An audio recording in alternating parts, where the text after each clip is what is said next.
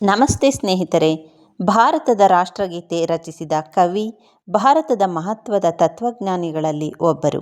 ಭಾರತಕ್ಕೆ ಪ್ರಥಮವಾಗಿ ನೊಬೆಲ್ ಬಹುಮಾನ ತಂದುಕೊಟ್ಟ ವಿಶ್ವವಿಖ್ಯಾತ ಕವಿ, ಕಾದಂಬರಿಕಾರರು, ನಾಟಕಕಾರರು, ವರ್ಣಚಿತ್ರಕಾರರು ಮತ್ತು ಶಿಕ್ಷಣೇತರ ಬಹುಮುಖ ವ್ಯಕ್ತಿತ್ವವುಳ್ಳವರಾಗಿದ್ದವರು ರವೀಂದ್ರನಾಥ ಟ್ಯಾಗೋರ್. ಇವರು 1861 ಮೇ 7ರಂದು ಕೋಲ್ಕತ್ತಾದಲ್ಲಿ ಜನಿಸಿದರು.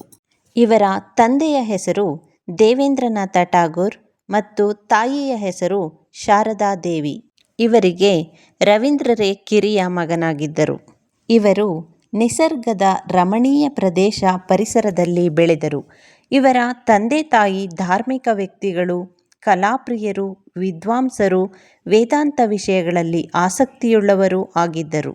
ರವೀಂದ್ರನಾಥರಿಗೆ ಶಾಲಾ ಜೀವನ ಇಷ್ಟವಾಗಲಿಲ್ಲ. ಅವರಿಗೆ ನಿಸರ್ಗವೇ ಶಾಲೆಯಾಗಿತ್ತು. ಶಾಲೆಯಲ್ಲಿ ಉಪಾಧ್ಯಾಯರು ಕರುಣೆಯಿಲ್ಲದೆ ಮಕ್ಕಳನ್ನು ಥಳಿಸುತ್ತಿದ್ದುದನ್ನು ಕಂಡು ರವೀಂದ್ರರ ಮನ ಮಿಡಿಯಿತು. ಇದರಿಂದ ಮಕ್ಕಳು ಕ್ರಾಂತಿ ಮನೋಭಾವದವರಾಗುತ್ತಾರೆಂದು ಅವರು ಅಭಿಪ್ರಾಯಪಟ್ಟರು. ಹೀಗಾಗಿ ರವೀಂದ್ರರಿಗೆ ಮನೆಯಲ್ಲೇ ಶಿಕ್ಷಣ ದೊರೆಯುವ ವ್ಯವಸ್ಥೆ ಏರ್ಪಾಟಾಯಿತು. ಅರ್ಹ ಉಪಾಧ್ಯಾಯರು ಮನೆಗೇ ಬಂದು ಪಾಠ ಹೇಳಿಕೊಡುತ್ತಿದ್ದರು. ರವೀಂದ್ರರಿಗೆ ಬಾಲ್ಯದಲ್ಲೇ ಕವಿತೆಗಳನ್ನು ರಚಿಸುವ ಪ್ರವೃತ್ತಿ ಬೆಳೆಯಿತು. ಇವರು ತಮ್ಮ 8ನೇ ವಯಸ್ಸಿಗೆ ಕವಿತೆಗಳನ್ನು ರಚಿಸಲು ಪ್ರಾರಂಭಿಸಿದರು. 16ನೇ ವಯಸ್ಸಿಗೆ ಇವರ ಪ್ರಥಮ ಕತೆ ಪ್ರಕಟವಾಯಿತು. ಪ್ರಕೃತಿಯ ಮಡಿಲಲ್ಲೇ ಬೆಳೆದ ರವೀಂದ್ರರು ದೈವ ಸೃಷ್ಟಿಗೆ ಮನಸೋತರು. ನದಿ ತೀರ, ಮರದ ನೆರಳು, ದಟ್ಟ ಕಾಡು, ಗಂಗಾ ನದಿಯ ಅಲೆಗಳು, ಮಳೆಯ ರಭಸ ಎಲ್ಲ ಅವರಿಗೆ ಪ್ರಿಯವಾದವು.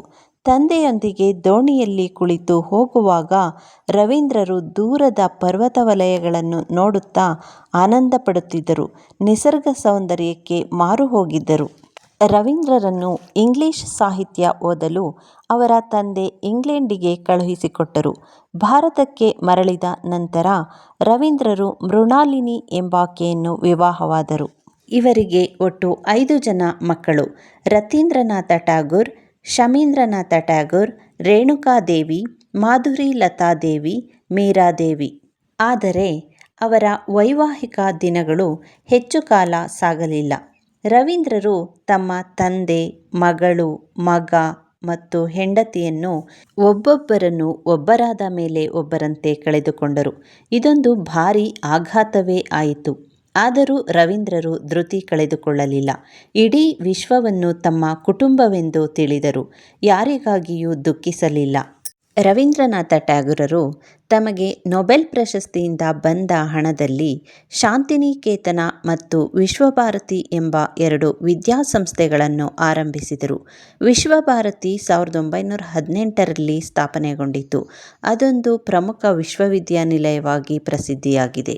ಶಾಂತಿನಿಕೇತನ ವಿದ್ಯಾಸಂಸ್ಥೆಯಲ್ಲಿ ಅಮರ್ತ್ಯ ಸೇನ್, ಸತ್ಯಜಿತ್ ರೇ, ಇಂದಿರಾ ಗಾಂಧಿ ಇನ್ನು ಮುಂತಾದ ಮಹನೀಯ ವ್ಯಕ್ತಿಗಳು ವಿದ್ಯಾಭ್ಯಾಸ ಮಾಡಿದ್ದಾರೆ. ಶಾಂತಿನಿಕೇತನದಲ್ಲಿ ಕಲಿಕೆ ವಿಭಿನ್ನವಾಗಿರುತ್ತದೆ. ವಿದ್ಯಾರ್ಥಿಗಳು ಬೆಳಗ್ಗೆ ಬೇಗ ಎದ್ದು ತಮ್ಮ ವಸ್ತ್ರ ತಾವೇ ಒಗೆದು ಸ್ನಾನ ಮಾಡಿ ದೇವರ ಪ್ರಾರ್ಥನೆ ಮಾಡಬೇಕು. ಆಟಪಾಠಗಳು, ಸಂಗೀತ ಮತ್ತು ನಾಟಕಾಭ್ಯಾಸ, ಕವಿತೆಗಳನ್ನು, ಕಥೆಗಳನ್ನು ಅಭ್ಯಾಸ ಮಾಡುವುದು ಎಲ್ಲವೂ ಇರುತ್ತಿದ್ದವು. ಇಂದಿಗೂ ಈ ಪರಿಪಾಠ ನಡೆದುಕೊಂಡು ಬಂದಿದೆ. ಶಾಂತಿನಿಕೇತನ ವಿದ್ಯಾರ್ಥಿಗಳಲ್ಲಿ ಒಳ್ಳೆಯ ನೈತಿಕ ಮೌಲ್ಯಗಳನ್ನು ಬಿತ್ತಿ ಅವರ ನಡತೆಯನ್ನು ಉತ್ತಮಪಡಿಸುತ್ತದೆ. ಗೀತಾಂಜಲಿ ರವೀಂದ್ರರು ಬರೆದ ಬಂಗಾಳಿ ಗೀತೆಗಳ ಸಂಗ್ರಹವಾಗಿದೆ. ಇದು ಇಂಗ್ಲಿಷ್ಗೆ ಅನುವಾದಗೊಂಡು 1913ರಲ್ಲಿ ನೊಬೆಲ್ ಬಹುಮಾನಕ್ಕೆ ಪಾತ್ರವಾಯಿತು. ಸಾಹಿತ್ಯಕ್ಕೆ ನೊಬೆಲ್ ಪ್ರಶಸ್ತಿ ಪಡೆದ ಮೊದಲಿಗ ರವೀಂದ್ರನಾಥ ಟ್ಯಾಗೋರರಾಗಿದ್ದಾರೆ. ಇವರು ಘೋರ, ವಿಭಾ, ಕಾಬೂಲಿವಾಲಾ ಮೊದಲಾದ ಕೃತಿಗಳನ್ನು ರಚಿಸಿದ್ದಾರೆ. 1929ರಲ್ಲಿ ಜಫ್ ಜೋಗ್ ಎಂಬ ಕಾದಂಬರಿಯನ್ನು ರಚಿಸಿದರು. 1901ರಲ್ಲಿ ನಸ್ತ್ ನಿರ್ಹ್, 1916ರಲ್ಲಿ ಘರೆ ಭೈರೆ, 1880ರಲ್ಲಿ ಘೋರ ಕಾದಂಬರಿ ಮುಂತಾದವುಗಳನ್ನು ರಚಿಸಿದ್ದಾರೆ. ಇವರ ಸಣ್ಣ ಕಥೆಗಳು ಭಿಕಾರಿಣಿ, ಕಾಬೂಲಿವಾಲಾ, ಕ್ಷುಧಿತ ಪಾಷಾಣ್, ಹೈಮಂತಿ, ಮುಸಲ್ಮಾನಿರ್ ಗೊಲ್ಪೋ ಇತ್ಯಾದಿ. ಇವರ ಪ್ರಮುಖ ಕೃತಿಗಳು ಭಾನುಶಿಂಗೋ, ಮನೆ ಮತ್ತು ಪ್ರಪಂಚ, ಚೋರ್ಬಾಲಿ, ಪೋಸ್ಟ್ ಮಾಸ್ಟರ್, ಮಿಂಚುಹುಳುಗಳು, ಕಾಗದದ ದೋಣಿಗಳು, ಅಂಚೆ ಕಚೇರಿ ಇತ್ಯಾದಿ. ರವೀಂದ್ರನಾಥ ಟ್ಯಾಗೂರರು 3 ದೇಶಗಳ ರಾಷ್ಟ್ರಗೀತೆಯನ್ನು ರಚಿಸಿರುವ ಗೌರವಕ್ಕೆ ಪಾತ್ರರಾಗಿದ್ದಾರೆ. ಶ್ರೀಲಂಕಾದ ಶ್ರೀಮಾತಾ ರಾಷ್ಟ್ರಗೀತೆ, ಬಾಂಗ್ಲಾದೇಶದ ಅಮರ್ ಸೋನಾರ್ ಬಾಂಗ್ಲಾ ಮತ್ತು ಭಾರತದ ಜನಗಣಮನ ರಾಷ್ಟ್ರಗೀತೆಯನ್ನು ರಚಿಸಿದ್ದಾರೆ. ಇವರು ತಮ್ಮ 60ನೇ ವಯಸ್ಸಿನಲ್ಲಿ ಹಲವಾರು ಚಿತ್ರಕಲೆ ಮತ್ತು ಪೇಂಟಿಂಗ್ ಕೆಲಸಗಳನ್ನು ಮಾಡಿ ಯುರೋಪಿನಾದ್ಯಂತ ಸಂಯೋಜಿಸಿದರು. ಚಿತ್ರಕಲೆಯಲ್ಲಿ ಇವರ ಸೌಂದರ್ಯ ಪ್ರಜ್ಞೆ ಅಪಾರವಾಗಿತ್ತು. ಇವರು ಕೆಂಪು ಮತ್ತು ಹಸಿರು ಬಣ್ಣಗಳನ್ನು ಹೆಚ್ಚು ಬಳಸುತ್ತಿದ್ದರು. ಬಂಗಾಳಿ ನವೋದಯ ಸಾಹಿತ್ಯದ ಕವಿಯಾಗಿದ್ದ ರವೀಂದ್ರರನ್ನು ಗುರುದೇವ ಎಂಬ ಹೆಸರಿನಿಂದ ಕರೆಯುತ್ತಿದ್ದರು. ರವೀಂದ್ರರು ಆಲ್ಬರ್ಟ್ ಐನ್ಸ್ಟೈನ್ ರವರ ಜೊತೆ ಧರ್ಮ ಮತ್ತು ವಿಜ್ಞಾನಗಳ ಬಗ್ಗೆ ಚರ್ಚಿಸುತ್ತಿದ್ದರು. ರವೀಂದ್ರನಾಥ ಟ್ಯಾಗೂರರಿಗೆ ಇಂಗ್ಲೆಂಡ್ ದೇಶದ ರಾಜ 5ನೇ ಜಾರ್ಜ್ ಸಾಹಿತ್ಯ ಯೋಧ ಎಂಬ ಬಿರುದನ್ನು ನೀಡಿ ಗೌರವಿಸಿದ್ದರು. ಆದರೆ 1919ರ ಜಲಿಯನ್ ವಾಲ್ಬಾಗ್ ಘಟನೆಯಿಂದ ಮನನೊಂದು ತಾವು ಪಡೆದ ಬಿರುದನ್ನು ಪುನಃ ಹಿಂದಿರುಗಿಸಿದರು. ರವೀಂದ್ರನಾಥ ಟ್ಯಾಗೂರರು ಗಾಂಧೀಜಿಯವರನ್ನು ಮಹಾತ್ಮ ಎಂದು ಕರೆದರು. ಇವರು ಕೂಡ ಸ್ವಾತಂತ್ರ್ಯಕ್ಕಾಗಿ ಹಂಬಲಿಸಿದರು.